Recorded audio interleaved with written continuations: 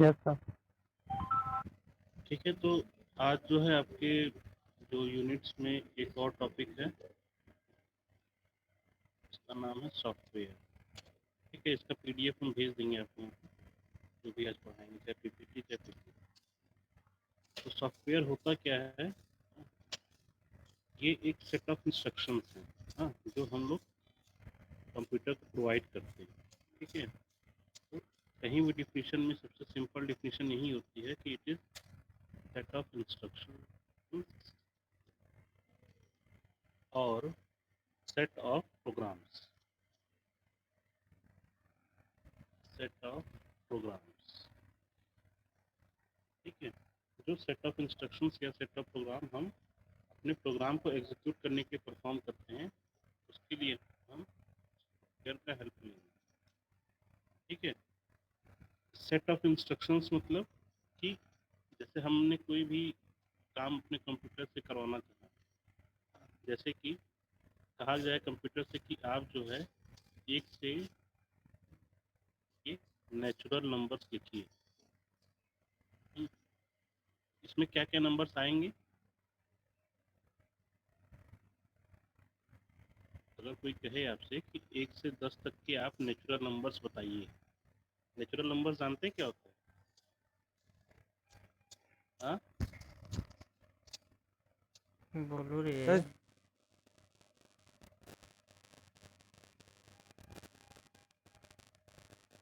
हाँ,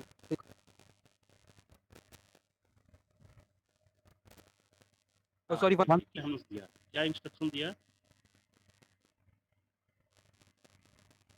कि 1 to 10, हाँ, तो क्या करेगा 1 से 10 तक के नेचुरल्स को लिख देगा। ठीक है,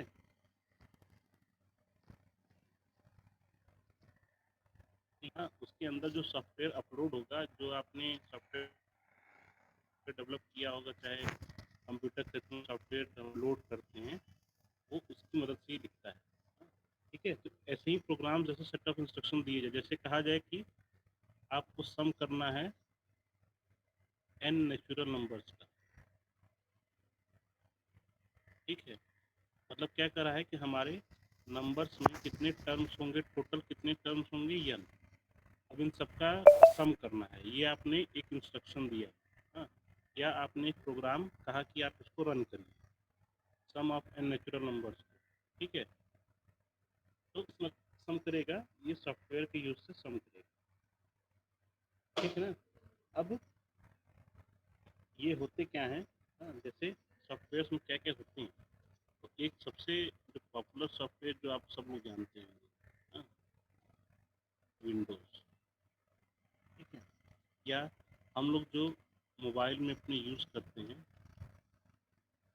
एंड्रॉयड कहा जाता है उसको, हाँ, इसी से मिलता जुलता, विंडोज से मिलता जुलता एक और सॉफ्टवेयर है लिनक्स। ठीक है, इसमें से किसका किसका नाम जानते हैं आप लोग, इन तीनों में से? या सुने हो कहीं? सुने विंडोज, लाइनेक्स, एंड्रॉयड, ये हाँ, सब। एंड्रॉयड जो है वो हम लोग के मोबाइल में यूज़ हो जाते हैं, और विंडोज लाइनक्स जो है वो कंप्यूटर और पीसी के लिए यूज़ की जाती है। ठीक है, तो इसमें जो जो प्रोग्रामिंग सेट की आईओएस भी जाती होता है, है सर? iOS भी है, कई सारे हैं, मैक स्टेशन है, अभी ये 3 हम देख रहे हैं। इसमें जो जो प्रोग्राम सेट किए गए होंगे, उसी की हेल्प से ये इंस्ट्रक्शंस को फॉलो करेगा। हाँ, ठीक है, इसीलिए इसको सॉफ्टवेयर। अब सॉफ्टवेयर में अलग अलग टाइप के सॉफ्टवेयर। ठीक है, पहला है, उसको कहते हैं सिस्टम सॉफ्टवेयर।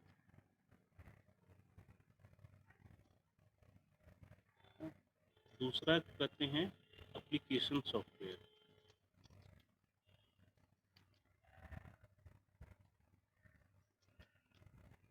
और थर्ड होता है यूटिलिटी सॉफ्टवेयर।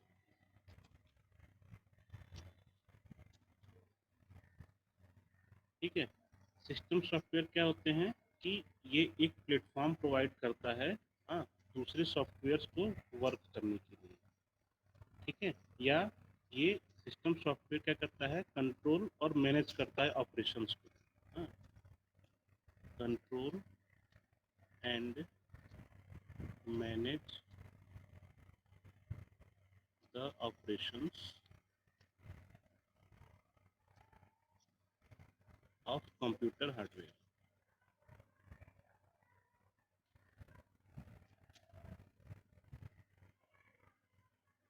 ठीक है, मान लीजिए कि क्या कहना चाह रहे हैं, जैसे कि हम लोगों ने विंडोज़ देखा कि विंडोज़ एक सॉफ्टवेयर है। और विंडोज़ के अंदर कई तरह की चीज़ें हैं, जैसे एक ये नाम सुने होंगे आप तो, माइक्रोसॉफ्ट वर्ड, सुने हैं नाम? इस पे क्या करते हैं, लिखते हैं हम लोग। हाँ, इसी तरीके से एक है माइक्रोसॉफ्ट एक्सेल। ठीक है, और भी हैं, माइक्रोसॉफ्ट आउटलुक। हाँ, ठीक है, तो ये सब सिस्टम सॉफ्टवेयर में आएंगे कि हम अपने सॉफ्टवेयर की मदद से क्या क्या चीज़ें करना चाह रहे हैं। इसमें हम डेटा की एनालिसिस करते हैं। जैसे कहा जाए कि डेटा दिया हुआ है 1 2 3 4 5, इसका हमको मीन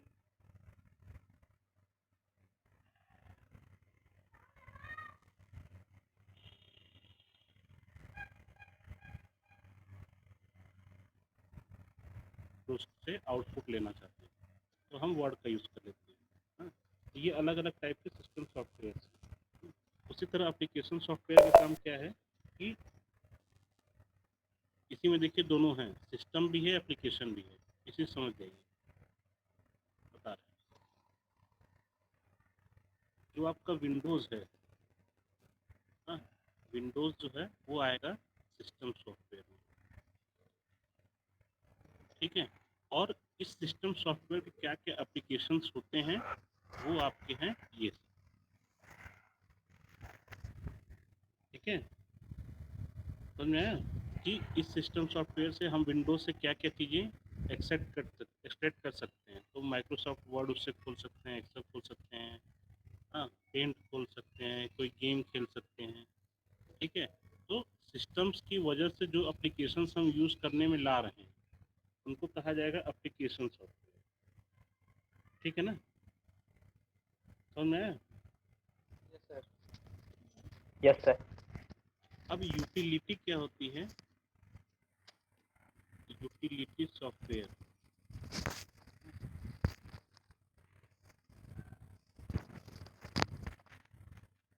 ये जो है हमको मैनेज करने के लिए, it helps us to manage, maintain and control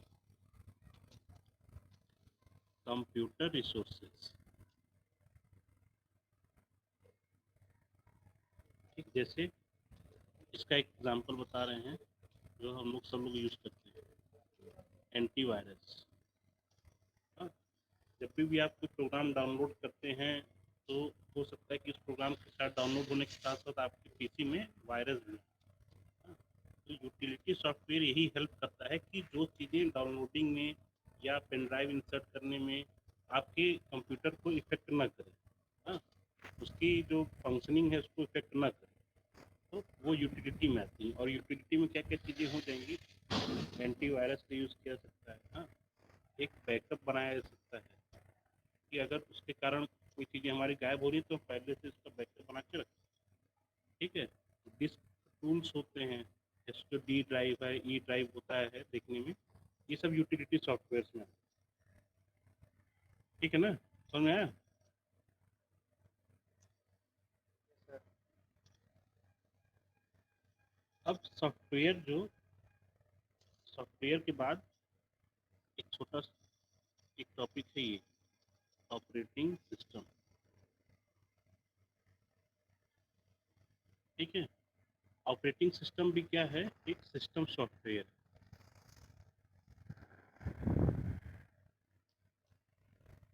एक सिस्टम सॉफ्टवेयर, हाँ, जो आपके सिस्टम के अंदर है। ठीक है, और वो जो है जो यूज़र है और जो हार्डवेयर है उसके बीच में इंटरफेस का काम करता है। जैसे हमारे पास कुछ एप्लीकेशंस हैं, एप्लीकेशंस मतलब जो भी देखे थे, MS एक्सेल, MS वर्ड, ये सब, और इनको कोई यूज़र जो है वो यूज़ कर रहा है। हाँ, ठीक है। उसके बाद जो है आता है ऑपरेटिंग,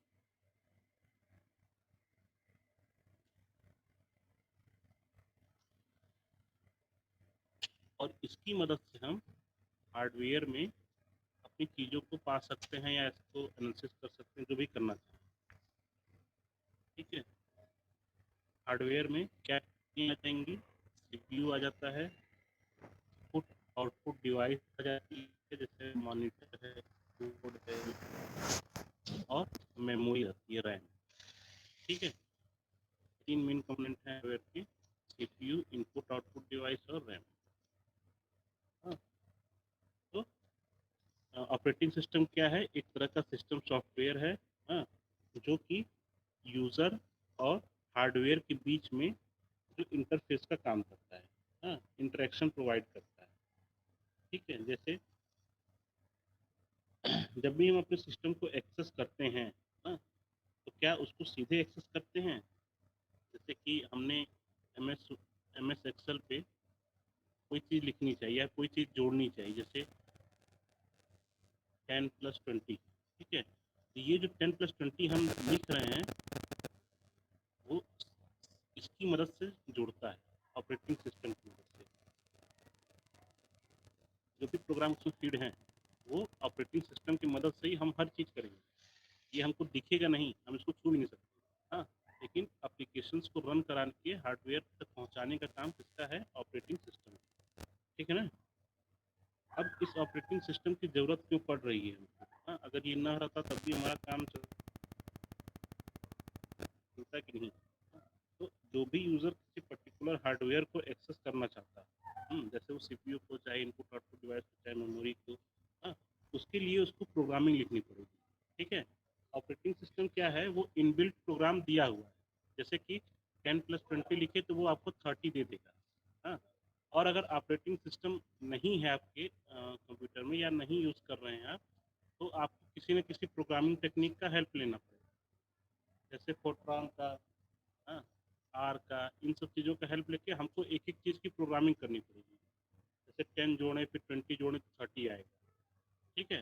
तो ऑपरेटिंग सिस्टम से फ़ायदा क्या है कि हमको ये सब प्रोग्रामिंग करने की झंझट नहीं रहती है। हाँ, तो अगर ये नहीं रहेगा तो चीज़ें बहुत टिपिकल हो जाएंगी, हर एक चीज़ का हमको प्रोग्राम करना पड़ेगा। हाँ, 10-20 लिखना है तो उसके लिए अलग प्रोग्राम, 10x20 लिखना होगा तो उसके लिए अलग प्रोग्राम। ठीक है।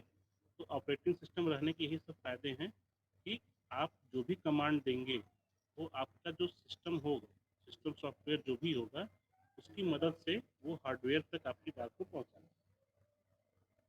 ठीक है। हाँ, यस सर।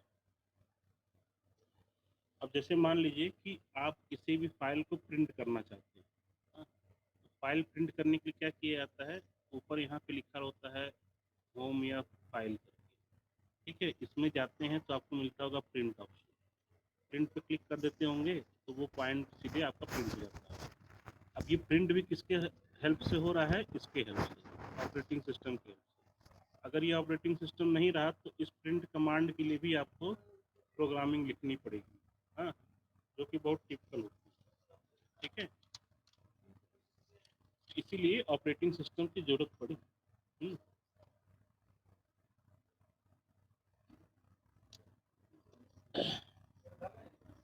अब इस ऑपरेटिंग सिस्टम का क्या मतलब है, मतलब क्यों, इसका क्या गोल है? हाँ? तो ये आपको कन्वीनियंस प्रोवाइड करता है, जो भी यूज़र है, जैसे जो कंप्यूटर यूज़ कर रहे हैं आप लोग, तो ये आपकी कन्वीनियंस के लिए बनाया गया है कि आपको इन सब प्रोग्रामिंग से बचना पड़े। हाँ, इसीलिए ऑपरेटिंग सिस्टम बनाया गया। तो क्या है कि goal of operating system is to provide convenience to the user. हाँ, जो यूज़ कर रहा है सिस्टम को उसको कन्वीनियंस रहे काम करने में। हर चीज़ में उसको प्रोग्राम ना लिखना पड़े कि हमको ये चीज़ करना है तो प्रोग्राम लिखना पड़ रहा है, हमको ये करना है तो प्रोग्राम लिखना पड़ रहा है। ठीक है? तो ऑपरेटिंग सिस्टम का यही फ़ायदा है कि वो प्रोग्राम लिखने से आपके समय को भी बचाता है और गलतियाँ भी उसमें नहीं होंगी। ठीक है?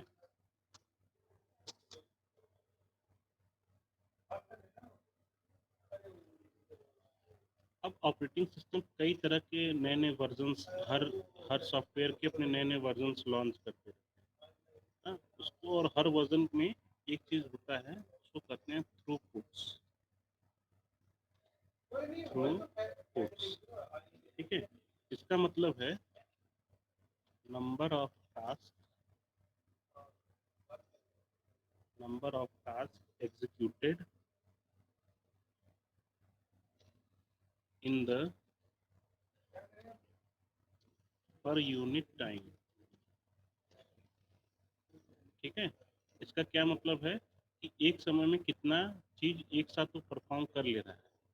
हाँ, इसको कहते हैं थ्रूपुट्स। जैसे 10 प्लस 20 कर दिए, ये कितनी देर में कर रहा है, 10 माइनस 20 की इसका आंसर क्या हुआ, 10 इंटू 20 की क्या हुआ, 10 डिवाइडेड बाई 20 की क्या हुआ, 1 से लेकर 10 तक के नेचुरल नंबर्स का सम कितना होगा।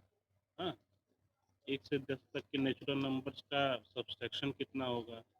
ये इस चीज़ को, हर एक चीज़ को कितनी जल्दी परफॉर्म कर रहा है। ये नंबर ऑफ टास्क मतलब कि हर एक टास्क का मतलब कि एक ऑपरेशन, ठीक है? ये एक अलग ऑपरेशन है, ये दूसरा ऑपरेशन, ये दूसरा टास्क, ये दूसरा टास्क है, ये दूसरा टास्क है। तो ये टास्क जो है कितनी जल्दी-जल्दी ऑपरेटिंग सिस्टम परफॉर्म कर रहा है। हाँ, इसलिए नए-नए वर्जन्स आते हैं। ठीक है? जैसे विंडोज़ के बाद आया था लिनक्स आया था। हाँ? एप्पल जो है अपना वो क्या कहते हैं मैक इंस्टॉल करके क्या कहते हैं उसका है सॉफ्टवेयर। हाँ, तो इन सारे सॉफ्टवेयर्स में इसी को देखते हैं कि कौन सा टास्क, कौन सा सॉफ्टवेयर कितना जल्दी परफॉर्म कर ले रहा है। हाँ, ठीक है? कौन सा ऑपरेटिंग सिस्टम कितना जल्दी परफॉर्म कर रहा है इन सारे task.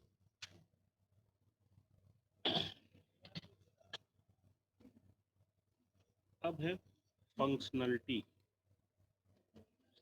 Functionality of operating system. OS मतलब ऑपरेटिंग सिस्टम। ठीक है? तो इसमें पहला है रिसोर्स मैनेजर।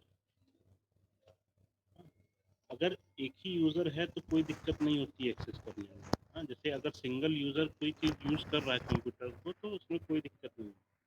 लेकिन अगर बहुत से यूज़र होंगे तो दिक्कत होती है। हाँ, मतलब किस यूज़र को कितना टास्क परफॉर्म करना है। ठीक है? मान लीजिए यहाँ पे 2 यूज़र्स हैं, यूज़र 1 और यूज़र 2। यूज़र 1 को ये सब टास्क परफॉर्म करने हैं। और यूज़र 2 को सम ऑफ 100 नेचुरल नंबर्स, ठीक है? या multiplication of 1 to 10 to 50 real numbers, ठीक है? या डिवीजन ऑफ 0.000005 डिवाइडेड बाई 0.8321। ठीक है? अब किस यूज़र में टास्क ज़्यादा हैं, कौन सा वाला आदमी टास्क ज़्यादा परफॉर्म कर रहा है दोनों में। हाँ, ये यूज़र मतलब कि जो भी कंप्यूटर यूज़ कर रहा हो, जैसे एक आदमी ये तो दूसरा आदमी ये। अब इन दोनों व्यक्तियों में से किसका टास्क ज़्यादा है, कौन चाहेगा कि हमारा आंसर जल्दी जल्दी आता है। हाँ, यूजर 2। यूज़र 2 का। इसमें इसको 2 ही टास्क करने हैं इसमें, और इसके टास्क भी क्या हैं, बड़े बड़े, मतलब इसमें समय लगेगा। ठीक है? तो रिसोर्स मैनेजर का यही काम है कि वो किस यूज़र को कितना स्पेस दे, कितना मेमोरी प्रोवाइड करे, कितने टास्क की स्पीड क्या रखे। ठीक है? ये सब रिसोर्स मैनेजर का काम है। हाँ, ठीक है। Yes sir. सेकंड है प्रोसेस मैनेजमेंट।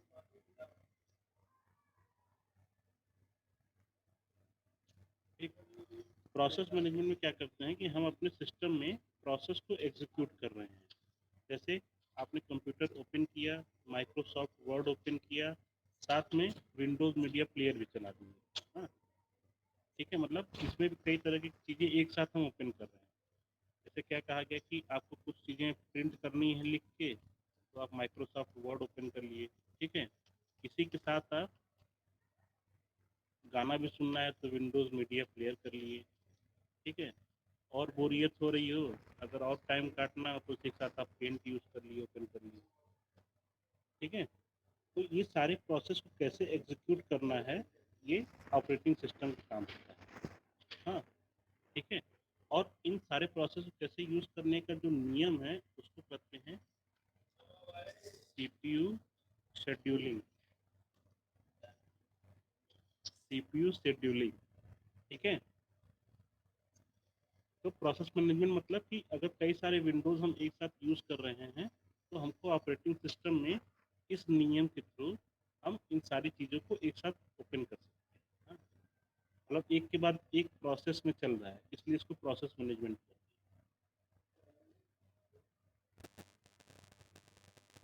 ठीक है। अगला है स्टोरेज मैनेजमेंट। स्टोरेज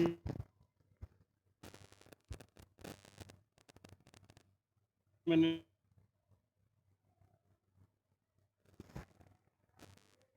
स्टोरेज मतलब सब। ठीक है। तो स्टोरेज मैनेजमेंट करते कैसे हैं, इसका जो नियम है यूज़ करने का, उसका नाम है फाइल सिस्टम। ठीक है। जितना भी डेटा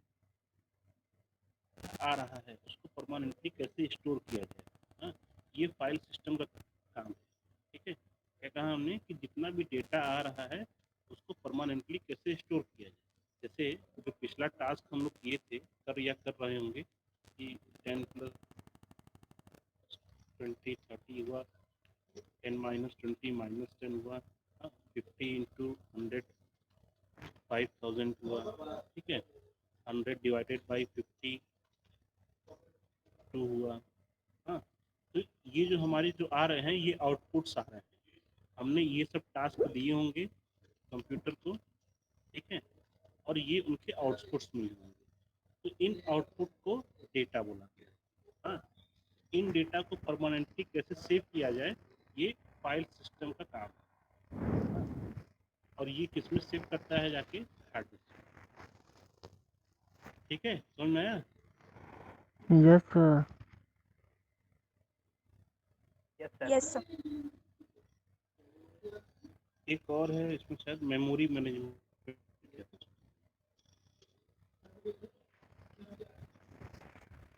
ठीक है। स्टोरेज मैनेजमेंट और मेमोरी मैनेजमेंट दोनों अलग अलग चीज़ें हैं। स्टोरेज में हार्ड डिस्क की बात की जाएगी। हाँ, और मेमोरी में हमेशा रैंडम एक्सेस मेमोरी। ठीक है। अब रैम जो है, हाँ, वो आपके चाहे मोबाइल में चाहे कंप्यूटर में, हाँ, वो लिमिटेड ही होता है। जैसे मोबाइल खरीदते हैं तो हम लिखा रहता है ना कि 6 GB रैम है। हाँ, 128 हाँ, या 8 GB है। ठीक है। तो ये रैम हमेशा फिक्स रहते हैं। अब इसी रैम के अंदर ही उस ऑपरेटिंग सिस्टम्स को सारी चीज़ें स्टोर करनी है, उसको अपना परफॉर्मेंस भी देना है कि हम टास्क कितना जल्दी जल्दी कर पा रहे हैं। ठीक है। इसीलिए देखते होंगे रैम भरने लगता होगा तो हैंग करना शुरू हो जाता है। हाँ, ठीक है। तो रैम क्या है कि वो लिमिटेड है। ऐसा ना हो कि प्रोग्राम जैसे कोई एक प्रोग्राम एग्जीक्यूट हो गया। एक प्रोग्राम एग्जीक्यूट करने का मतलब कि मान लो कि हमने एक ये प्रोग्राम किया, सम ऑफ 10 नेचुरल नंबर्स। ठीक है। या सम ऑफ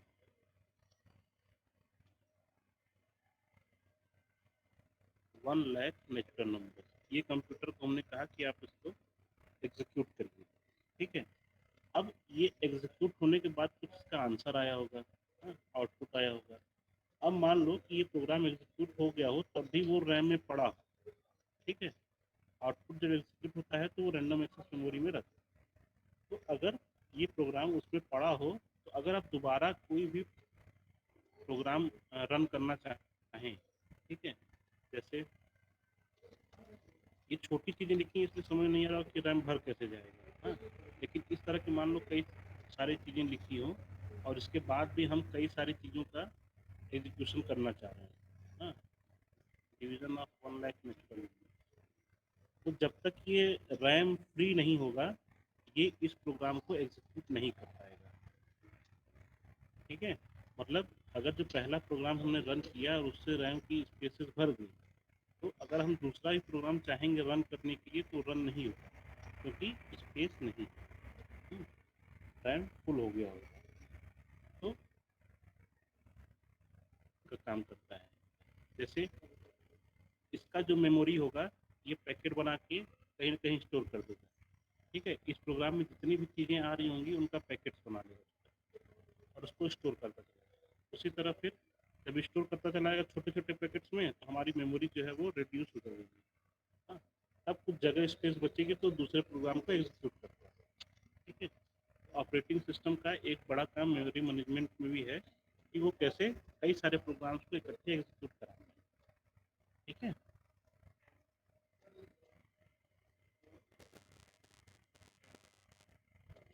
एक और है आपकी security and privacy.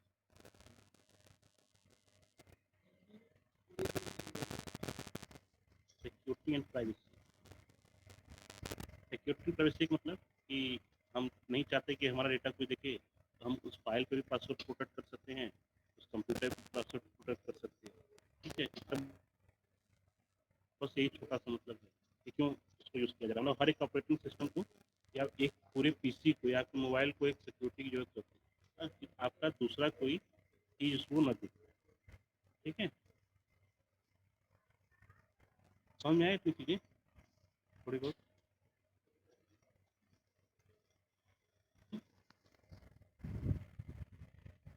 Operating system समझ में आया? हाँ सर आ गया।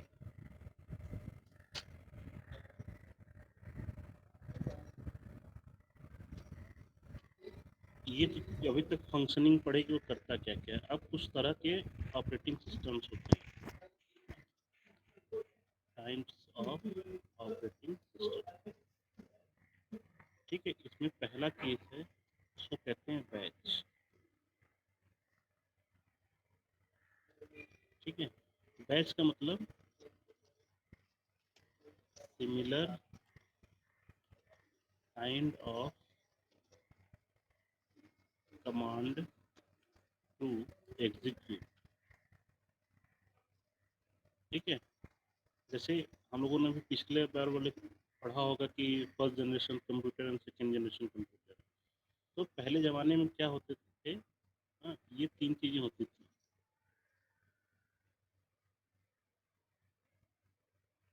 पंच का मैग्नेटिक टेप, ठीक है। एक और होता था पेपर टेप, हाँ। हम पहले ज़माने में इसको यूज़ करते थे, हाँ। किस काम पे यूज़ करते थे कि हम इस पंच कार्ड पे अपना पूरा प्रोसेस लिख दें। जैसे कहा जाए कि 1 से 100 तक का नेचुरल नंबर का सम लिखना है, ठीक है। अब ये क्या क्या करेंगे, हम सबसे पहला काम क्या करेंगे कि 1 से 100 के बीच में कितने नेचुरल नंबर्स आते हैं उनको एक जगह लिख लेंगे, ठीक है। सबसे सिंपल काम तो यही है करना कि आप 100 नेचुरल नंबर्स को एक जगह लिख लीजिए। उसके बाद देखेंगे दूसरा स्टेप क्या करना है, तो सम करना है। तो 1 + 2 + 3 + 4 + 5 अप टू 100, ठीक है। उसके बाद हमको क्या चाहिए, आउटपुट चाहिए। तो हम ये दोनों इंस्ट्रक्शंस जो हैं वो अपने पंच कार्ड पे चाहे मैग्नेटिक टेप पे चाहे पेपर टेप पे लिख देते थे, ठीक है। और पहले के ज़माने में इतने कंप्यूटर्स होते नहीं थे, हाँ। तो एक एक ऑपरेटर उस समय रहते थे तो वो ऑपरेटर को आप दे देंगे तो आपको वो बैच में कन्वर्ट कर देगा। हाँ, मतलब एक कमांड में कन्वर्ट करके उसको फिर एग्जीक्यूट कराएगा। ठीक है।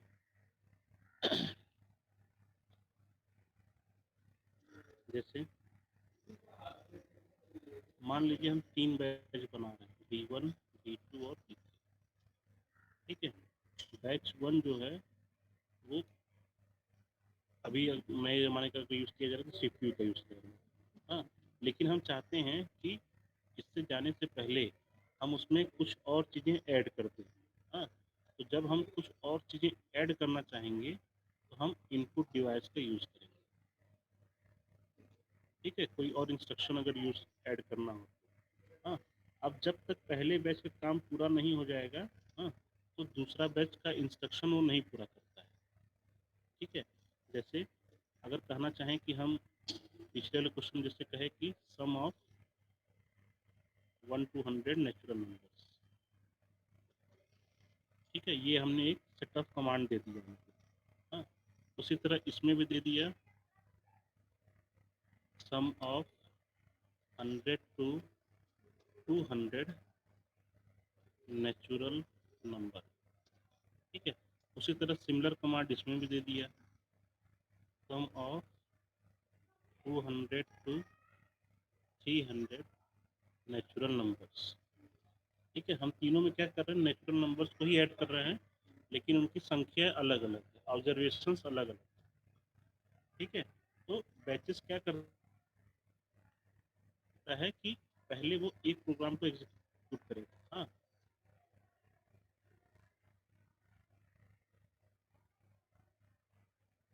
B2 पे जाएगा। हाँ, ये नहीं कि इसको पूरा नहीं किया उसके बाद फिर B2 चला गया। ठीक है, तो ये क्या करता है, सीरियल वाइज काम करता है। पहले पहला बैच का काम पूरा करेगा, फिर दूसरे का काम पूरा करेगा, फिर तीसरे का काम पूरा करेगा।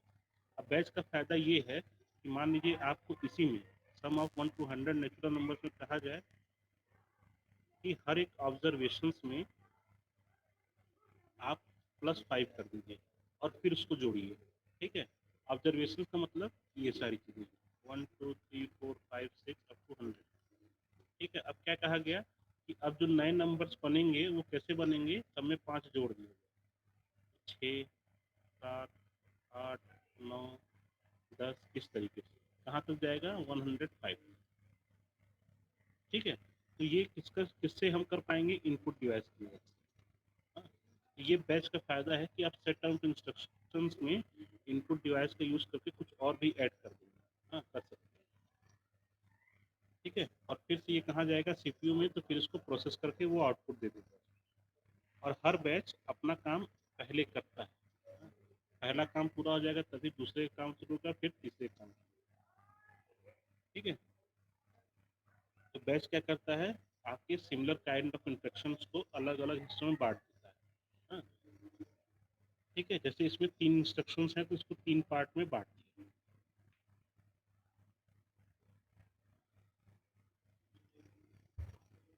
दूसरा है मल्टी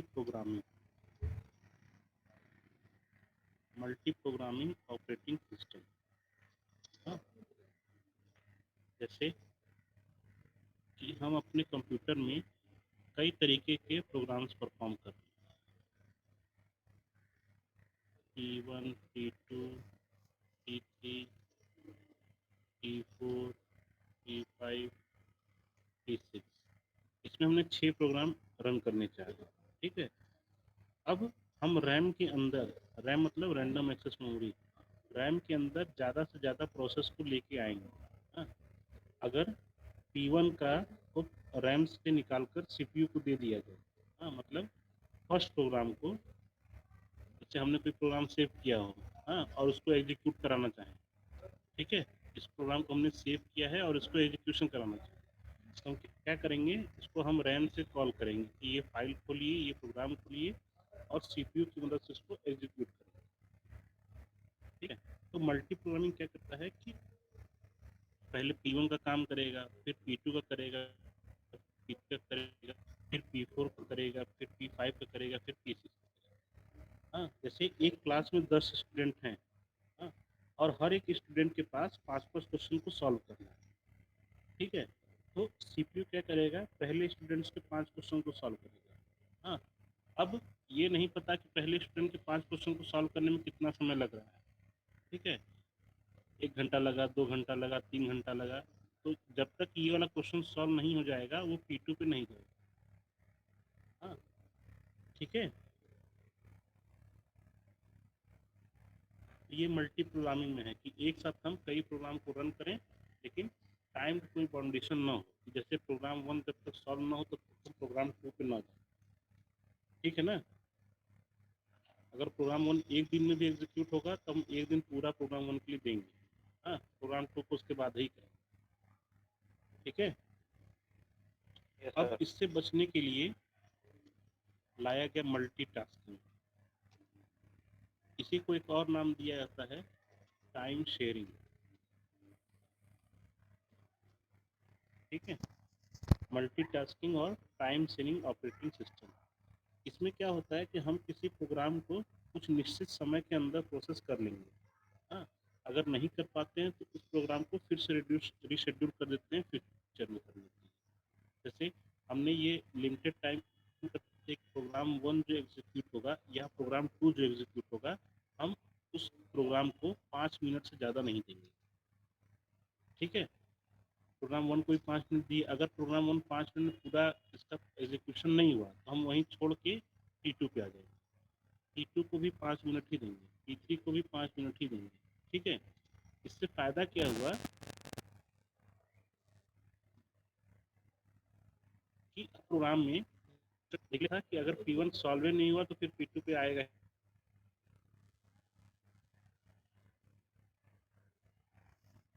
ठीक, और शेयरिंग की भी बचत हुई। पहले वाले पहुंचने में बहुत समय लग रहा था, लेकिन अब मल्टीटास्किंग ऑपरेटिंग सिस्टम का यूज़ करके हम हर प्रोग्राम को कुछ कुछ समय दे सकते हैं।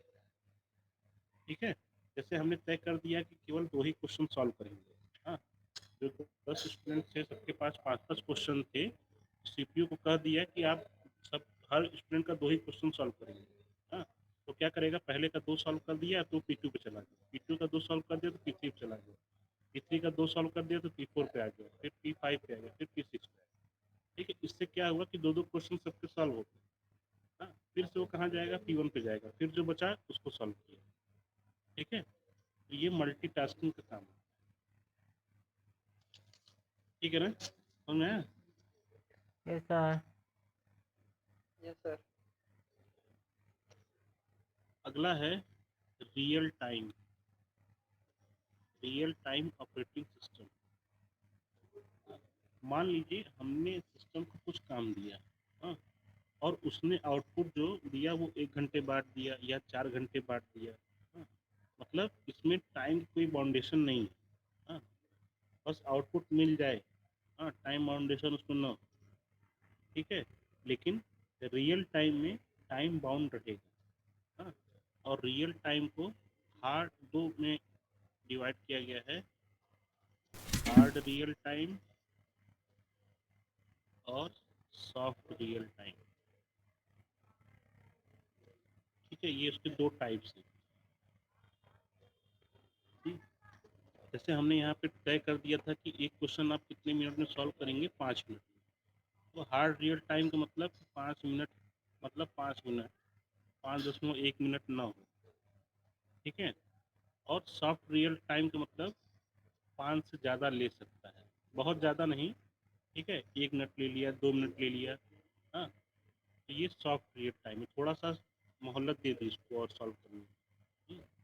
ठीक है, जैसे जब मिसाइल लॉन्च होते हैं तो उसमें जो टाइमिंग सेट कर दी जाती है, उसी पे मिसाइल को उसके अपने टारगेट को हिट करना होता है। अगर हिट नहीं करेगा तो वो फेल हो गया। हाँ, मिसाइल में जनरली हार्ड रियल टाइम का यूज़ किया है। जैसे हम लोग यूट्यूब स्ट्रीमिंग देखते हैं, जैसे कोई लाइव क्लासेस ले रहा है। हाँ, तो आप देखे होंगे कि जो उसका जो प्रोनाउंसिएशन का जो समय है और जो आप सुन रहे हैं उसमें थोड़ा सा 1-2 सेकंड या 3 सेकंड का डिफरेंस होता है। तो वो सब एग्जांपल सॉफ्ट रियल टाइम में आते हैं।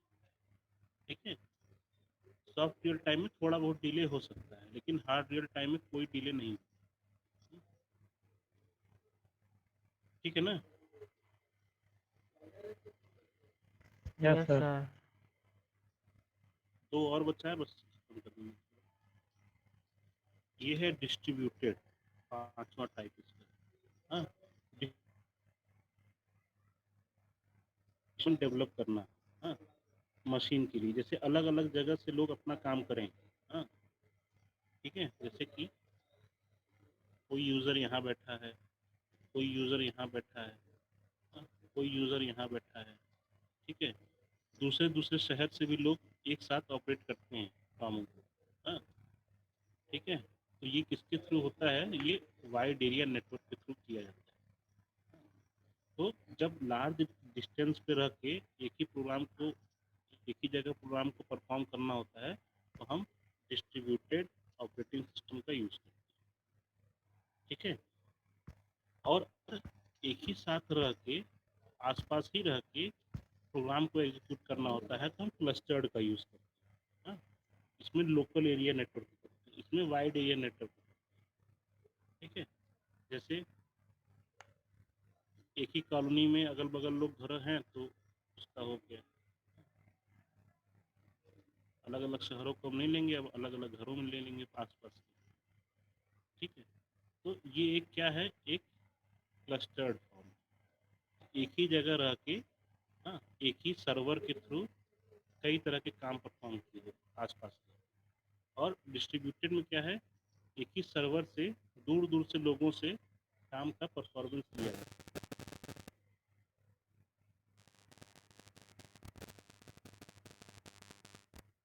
वो डिस्ट्रीब्यूटेड, ठीक है। और एम्बेडेड, एम्बेडेड का मतलब कि ये एक फिक्स फंक्शन प्रोग्राम पे काम करता है। जैसे कि हम किसी मशीन में प्रोग्रामिंग फिट कर दें, हाँ, तो वो उसी पे काम करेगा, उससे बाहर नहीं जाएगा। जैसे माइक्रोवेव, माइक्रोवेव में जो ऑपरेटिंग सिस्टम होता है, उसका क्या काम है? कि खाने को गर्म करना, हाँ, या कुछ दूसरी चीज़ें बनाना, अगर उसमें प्रोग्राम फिट हो गया। हाँ, एसी का क्या काम है? कमरे को ठंडा करना, ठीक है। फ्रिज का क्या काम है? जो सामान रखा हुआ है उसको ठंडा करना। तो जो ऑपरेटिंग सिस्टम है, इसमें उसको हम चेंज नहीं कर सकते। हाँ, तो वो एम्बेडेड प्रोग्राम में आ जाएगा। हाँ, जैसे आप वॉशिंग मशीन को नहीं कर सकते कि आप खाना गर्म कर दीजिए। हाँ, क्योंकि वॉशिंग मशीन में कौन सा ऑपरेटिंग सिस्टम लॉन्च है? कपड़े धोने, ठीक है। तो इसमें एक फिक्स प्रोग्रामिंग की जाती है मशीनों में, तो ये उसको एम्बेडेड ऑपरेटिंग सिस्टम करता है, ठीक है। समझ में आया? Yes sir. हाँ सर। चलिए, तो आज इतना, ठीक है। ऑपरेटिंग सिस्टम हो जाएगा, इसके बाद जो है 2-3 टॉपिक और बचेंगे थर्ड यूनिट में। हाँ, और असाइनमेंट आप कुछ सबमिट कर दीजिएगा, 30 नंबर का असाइनमेंट, क्वेश्चन लिख के भेज देंगे जो अभी तक पढ़ाए हैं उसी में से। तो आप लोग लिख के हमारे मेल पे, एक मेल भी उसमें दे देंगे, उसी पे आप सबमिट कर दीजिए, ठीक है। Yes sir. Yes sir. ठीक है, फिर अगले थर्सडे को रखते हैं।